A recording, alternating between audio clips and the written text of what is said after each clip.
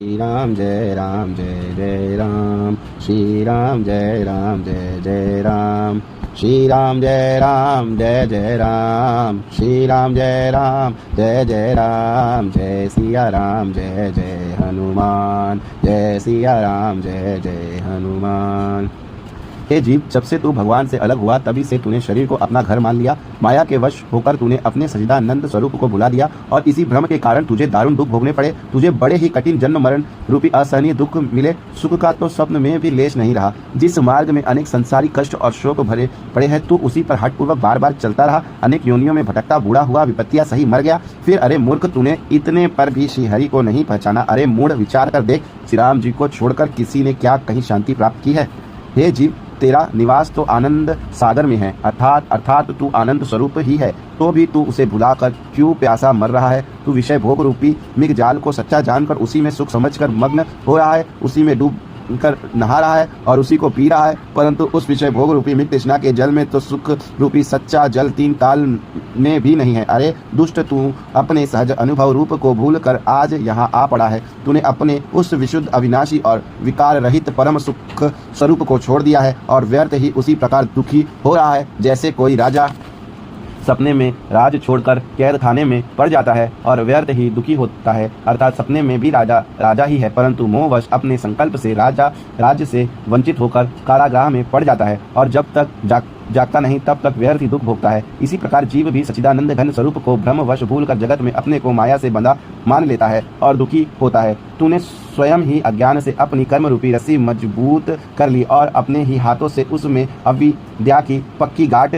भी लगा दी। इसी से हे अभागे, तू परतंत्र पड़ा हुआ है और इसी का फल आगे गर्भ में रहने का दुख होगा। संसार में जो अनेक कलेशों के समूह है, उन्हें वही जानता है जो माता के पेट में पड़ा है। गर्भ में सिर तो नीचे और पैर ऊपर रहता है। इस भयानक संकट के समय कोई बात भी नहीं पूछता। रक्त, मल, मूत्र, विष्ठा, कीड़े कीच से घिरा हुआ गर्भ में सोता है और कोमल शरीर में जब बड़ी भारी वेदना होती है तब सिर ढूंढ ढूंढ कर रोता है। इस प्रकार जहाँ तुझे तेरे कर्म जाल ने घेर लिया था और उसके कारण तू दुख पाता था, श्री हरि ने वहाँ भी तेरा साथ नहीं छोड़ा। गर्भ में प्रभु ने नाना प्रकार से तेरा पालन पोषण किया। फिर परम कृपालु स्वामी ने तुझे वही ज्ञान भी दिया। जब तुझे हरि ने ज्ञान विवेक दिया तब तुझे अपने अनेक जन्मों की बातें याद आई और तू कहने लगा, जिसकी तरह त्रिगुणमयी माया अति दुस्तर है, मैं उसी परमेश्वर की शरण हूँ जिस माया ने जीव समूह को अपने वश में करके उनके जीवन को निरस्त अर्थात आनंद रहित कर दिया है और जो प्रतिदिन अत्यंत नई बनी रहती है। ऐसी माया रूपी जिस लक्ष्मी के पति ने गर्भकाल की इस विपत्ति में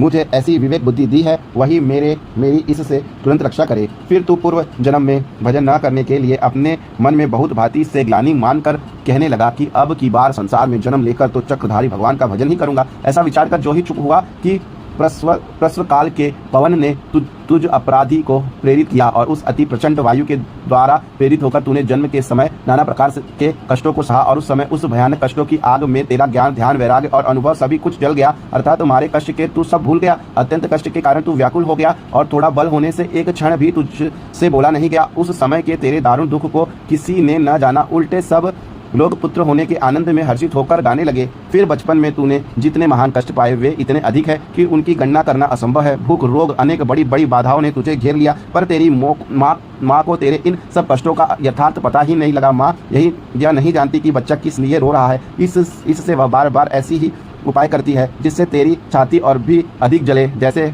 अंजीर के कारण पेट दुखने से बच्चा रोता है, तब पर माता उसे भूखा समझकर और खिलाती है जिससे उसकी बीमारी बढ़ जाती है। शिशु, कुमार और किशोरावस्था में तू जो अपार पाप करता है उसका वर्णन कौन करे। अरे निर्दय महादुष्ट, तुझे छोड़कर और कौन ऐसा है जो इन्हें सह सकेगा। जवानी में तू युवती स्त्री के आसक्ति में फंसा और तब तो महान अज्ञान और मद ने मतवाला हो गया और उस जवानी के नशे में तूने धर्म की मर्यादा छोड़ दी और पहले गर्भ में लड़कपन में जो कष्ट हुए थे उन सब को भुला दिया और पाप करने लगा और पिछले कष्ट समूह को भूल गया और अब पाप करने से आगे तुझे जो संकट प्राप्त होगा, अरे उन पर विचार करके तेरी छाती नहीं पड़ जाती जिससे फिर गर्भ में गड्ढे में गिरना पड़े, संसार चक्र में आना पड़े। तूने बारंबार वैसा ही कर्म किए जिस शरीर का परिणाम मरने पर कीड़ा, राख या विष्ठा होगा।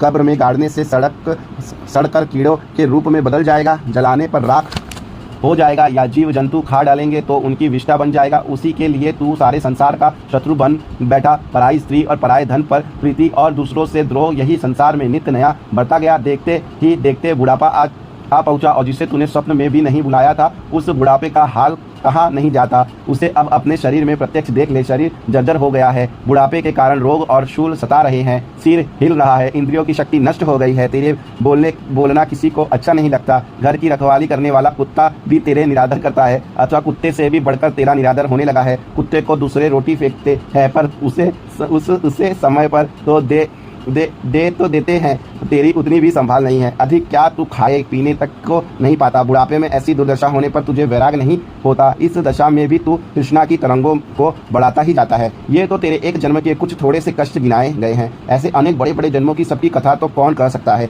सदा चार खानों पिंडज अंडज स्वदज अंधिज में घूमना पड़ता है। अब भी तू मन में विचार नहीं करता। अब भी विचार कर अज्ञान को छोड़ दे और भक्तों को सुख देने वाले भगवान श्री राम जी का भजन कर। वे दुष्टर भव सागर के लिए जहाज रूपी है। तू उन सुदर्शन चक्र धारण करने वाले देवपति भगवान का भजन कर। वे बिना ही हेतु दया करने वाले हैं, बड़े ही उदार है और इस अपार माया से तारने वाले हैं। वे मोक्ष के संसार के लक्ष्मी के और इन प्राणों के नाथ है एवं मुक्ति के कारण है। श्री रघुनाथ जी की भक्ति सुलभ और सुखदायिनी है। वह संसार के तीनों ताप शोक और भय को हराने वाली है, किंतु वह भक्ति सत्संग के बिना प्राप्त नहीं होती। और संत तभी मिलते हैं जब श्री रघुनाथ जी कृपा करते हैं। जब दीन दयालु रघुनाथ जी कृपा करते हैं तभी सत्संग मार्ग सत्संग होता है। और जिन संतों के दर्शन स्पर्श और सत्संग से पाप समूल नष्ट हो जाते हैं, जिनके मिलने से सुख दुख में सद्बुद्धि हो जाती है, अमानित आदि अनेक सद्गुण प्रकट हो जाते हैं तथा भली भांति परमात्मा का बोध हो जाने के कारण मद मोह लोभ शोक क्रोध आदि सहज ही दूर हो जाते हैं। ऐसे साधुओं का सेवन करने से दैत्य का भय भाग जाता है। सर्वत्र परमात्मा बुद्धि हो जाने से वह निर्भय हो जाता है। श्री रघुनाथ जी के चरणों में ध्यान लग जाता है। शरीर से उत्पन्न हुआ सब विकार छूट जाता है और सब अपने स्वरूप में आत्म स्वरूप में प्रेम होता है। जिसका अपने स्वरूप में अनुराग हो जाता है, अर्थात जो आत्मा स्वरूप को प्राप्त हो जाता है, उसकी दशा संसार में कुछ विलक्षण ही हो जाती है। संतोष समता शांति और मन इंद्रियों का निग्रह उसके स्वाभाविक हो जाते हैं। फिर वह अपने को देहधारी नहीं मानता, अर्थात उसका देहात्म बोध चला जाता है। वह विशुद्ध संसार रोग रहित और एक रस परमात्मा स्वरूप में नित्य स्थित हो जाता है। फिर उससे हर्ष शोक नहीं व्यापता। जिसकी ऐसी नित्य स्थिति हो गई वह तीनों लोकों को पवित्र करने वाला होता है। जो मनुष्य इस मार्ग पर मन लगाकर चलता है, भगवान उसकी सहायता क्यों न करेंगे। यह जो मार्ग वेद और संतों ने दिखा दिया है, उस पर चलने से सभी प्रकार से सुखों की प्राप्ति होगी। इस मार्ग पर चलने वाला साधन सांसारिक विषयों से सुख की आशाओं को त्याग कर भगवत कृपा से नित्य अदैत्य ब्रह्मा के सुख को प्राप्त करता है।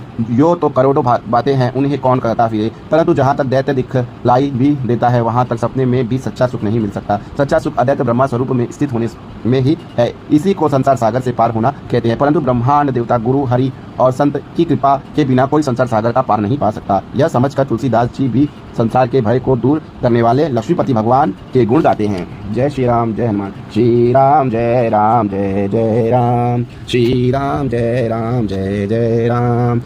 श्री राम जय राम जय जय राम। श्री राम जय राम जय जय राम। जय सिया राम जय जय हनुमान। श्री राम जय राम जय जय राम। श्री राम जय राम जय जय राम। श्री राम जय राम जय जय राम। श्री राम जय राम जय जय राम। श्री राम जय राम जय जय राम। श्री राम जय राम जय जय राम। जय सिया राम जय जय हनुमान। जय सिया राम जय जय हनुमान। जय सिया राम जय जय जय हनुमान।